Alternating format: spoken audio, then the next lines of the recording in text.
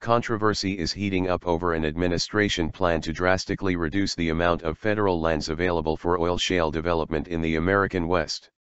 The Bush administration had set aside 1.3 million acres for oil shale and tar sands development in Colorado, Utah and Wyoming.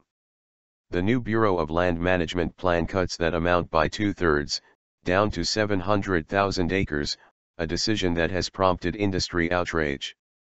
What they basically did was make it so that nobody is going to want to spend money going after oil shale on federal government lands, said Dan Kish, Senior Vice President of Institute for Energy Research.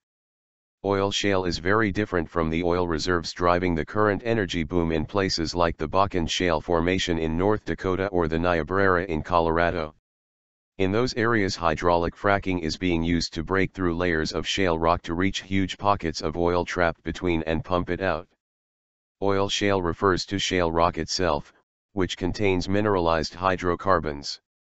When subject to intense pressure and extremely high temperatures, oil develops. This can be done by mining the rock first or by leaving it in place and doing the pressurized heating process deep underground.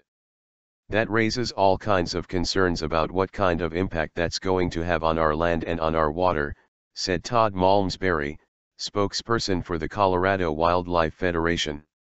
Water is the most important resource we have in the West. If we pollute that water, if we deplete that water, it's going to hurt everyone out here.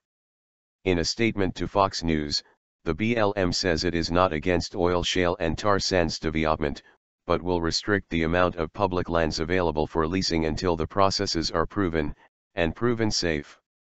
If shown to be viable in coming years, the agency says more federal lands may be opened up to oil shale and tar sands development. Kish said the decision will effectively put an end to the development in America of a resource with massive potential because the energy industry will simply go elsewhere.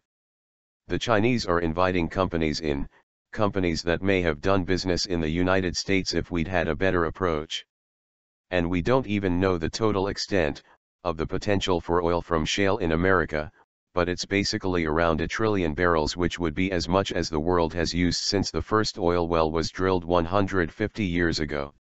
Some conservation groups applaud the administration's move to limit development now.